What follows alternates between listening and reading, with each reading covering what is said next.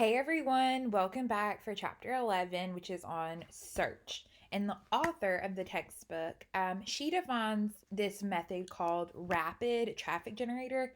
This is an extensive chapter, but it's so important that you pay attention because it's very informative. So this chapter is going to cover quite a few things. It's going to examine why SEO is important to marketers and businesses, and it's also going to observe and study each step of the rapid traffic generator. And rapid stands for research, audit, paid, invite, and dominate.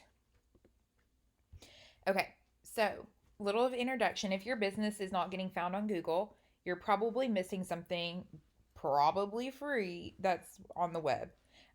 The words search engine optimization or SEO often create confusion. I know we've said search engine optimization and SEO throughout the semester, but this chapter is really going to delve into what that is and how can you better perform good search engine techniques to better your company. So, for many years, this process has been like seeming overwhelming and it's like kind of like an art, but it's actually really simple if you end up following what the author is prescribing for digital marketers. So, Google search, here's a picture from her figure 11.1. You have to consider the journey for potential customers of either business or consumers and their products or services. So she's saying, like, is it B2B, B2C, and are you selling a product or a service? Many will not know what the solution is for the problem, so they're trying to solve, so they don't know what they're really trying to solve. They won't initially know to search for your brand, product, or service, right? They have a problem, and your service, your business, or your product is solving their problem. The customer is potentially unaware of what is the offer or the solution that exists. So, how does a customer ever really find this solution? Well, usually you type in something that is relative to what your issue is. So, I have really curly hair, and part of like having curly hair comes with frizz. So, I'm always like googling um, deep conditioners that are curly girl approved and friendly, and normally a product that I've never heard of will come up and it follows the ingredients and blah blah blah. There's my solution. So the business needs to be able to be found online, and obviously search engine Google is the best because about 90% of internet audience reaches Google. So how does it really work? Well, Google gets information out on various different ways and sources. They use web pages, blog posts. You can use Google My Business and Maps. There are books, academic resources, and public databases on the internet to get your information out there. A common misconception is that every business will appear on Google's search engine results, but that is not really necessarily true. So if you are searching in Google and you're not there, what are you going to do? So when you search in Google, you are actually searching and seeing that Google has indexed a page through Google search engine results pages or SERP. Google uses what's called spiders, and they crawl the web. That sounds really creepy, but that's actually what they're called. And they review pages and follow links to pages and so on, and it's managed into an index, which is a large section of the web. Now, we have discussed that like the web is very small compared to the massive scale of the internet. However, Google does have most of the internet that we know of indexed into their database. So it then analyzes the content it's found to understand those pages, and it stores it in the Google Index, which is like this massive database, and like it's like a directory. So they use this process. It's called crawling. The spiders are crawling. That should be easy to remember. And then Google sees what's new before adding it to its known index. It will then appear in your search results when you're looking for something. So submitting to Google and like how to actually appear on the internet. So you can do this really easily to get Google to crawl your page and then index it. This is actually done through Google Search Console, and it's not it, which is like not that hard, but it monitors and like looks for troubleshooting errors and seeing your site's presence that are relative to Google search results. The Google Search Console is free to use and it's easy to register, so that's always good. Search Console offers tools that reports the following things. So it confirms that Google can find your site. It's easy to find. People are going to find it. That's going to help index it. It's going to fix. It's fixing indexing problems and requests. So you can always, if you have a problem, you can request an index. You can view Google search traffic data from your site through this. You can receive alerts when Google encounters indexing spam and other issues on your site. It'll show you which site links to your website, and then you can also see troubleshoot issues through Accelerated Mobile Pages AMP, which is basically pages specifically for the usability of mobile and tablet features. So, what actually happens when you search on Google? The process that you are submitting your search. So, you're seeing these results in like half a second, and if your internet is running slow, you already know that you're hitting refresh like 20 times. When you type in your search term or query into Google, then you are searching Google's index. So, Google's software will be found on every page in its index that contains your search terms or query. Then decide which options to present to you in the search results or search engine results pages SERP. Google uses an algorithm for ranking factors, and no one really has specific details on the algorithm because it changes all the time. Like it's crazy how much it changes. But if you have if your words match what people are typing in on Google, if you have fresh content, if you're relevant and your pages are usable, if you have expertise in your sources and your location and settings are present, that's best matched for your search, then you're probably going to be higher on Google search engine results pages. So, search or search marketing. This is basically referring to search engines like Google. It could be via two routes. So, the process of gaining traffic and visibility by appearing when people search for your business, product, or service, which accounts for 25% of searches, but also appearing for people who are searching for a solution or to solve a problem, to get advice, or ask questions, which actually accounts for 75% of searches. Those are key points. Okay, so search engine optimization and SEO and pay per click PPC advertising. So let's talk about that. There are two different types of marketing. So, search engine optimization. It does not cost anything to appear in Google, but you can opt out of having a pay.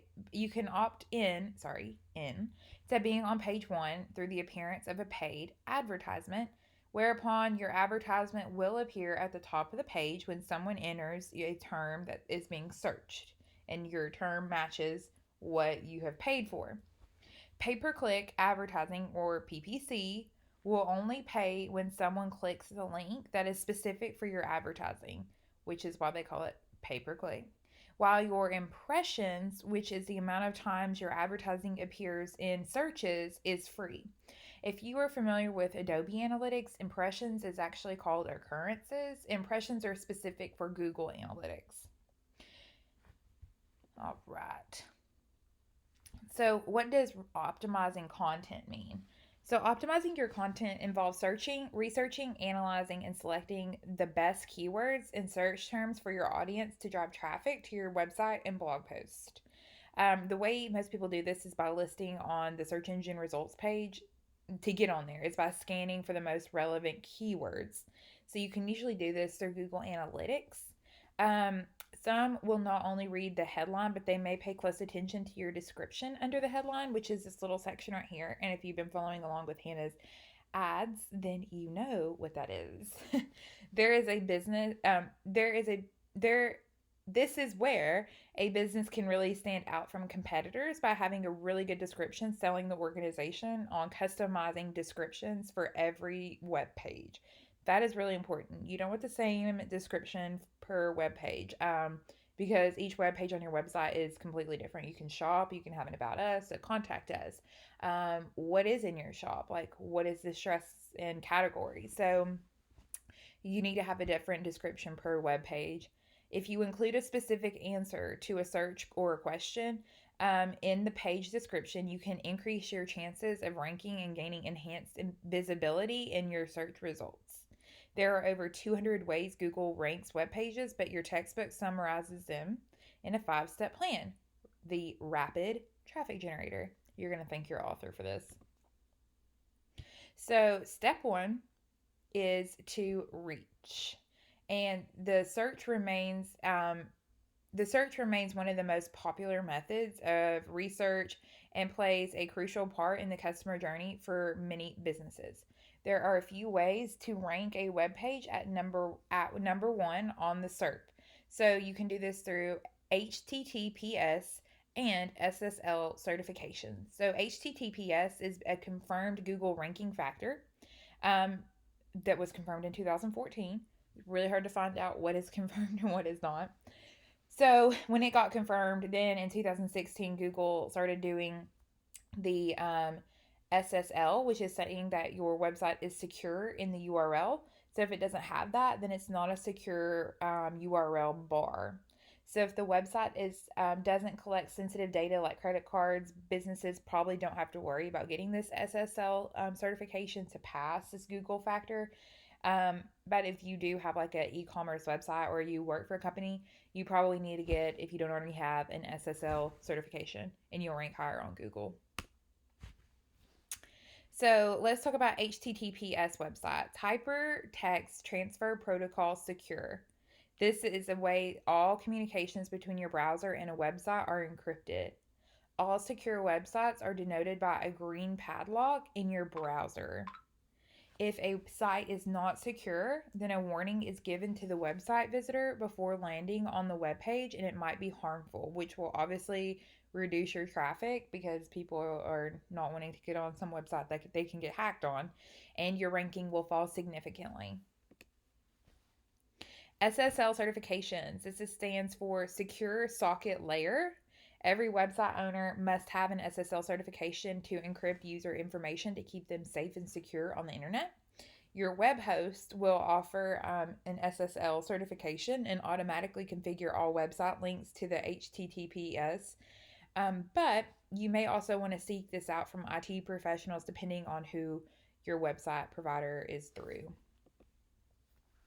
The second step, this is a big step. So, second step is audit. An audit has, as you see, several different elements within it. We're going to go over this. Now, audit goes into the SEO process, and there are 7 steps again in this. The first step in the SEO process of audit is research and analysis.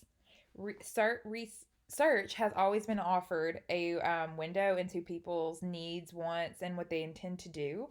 So it's important to consider consumers' search trends when researching keywords and phrases. Benchmark how you compare to your competitors in terms of site traffic, keywords, and rankings are super vital for success in being higher on Google. So step 2 is identifying keywords and opportunities. There are an average of 3.5 billion searches a day. I'm going to say that again. 3.5 billion searches a day and 1.2 trillion searches per year worldwide. That's so many queries. It's unreal. So over a third of these search queries are on Google are at least 4+ words long. So it's not just saying dog, or it's not just saying shampoo. Like, it's like, where can I find a dog? What shampoo would be best for my hair? Long tail keywords or phrases are longer than more specific keywords and phrases that consumers are more likely to use when they are closer to the point of purchase or when they are using voice search. These are things that people in the industry may be searching for on Google, and it can drive the value, your qualified traffic, and using these long tail keyword strategies for your advertisements, they will see a lower cost per click. All right. Continuing in step 2 of the step 2 rapid traffic generator, you need to also think about consumer behavior and trends. There are 3 main types of search queries: Navigational search queries, a search query for a particular website or web page.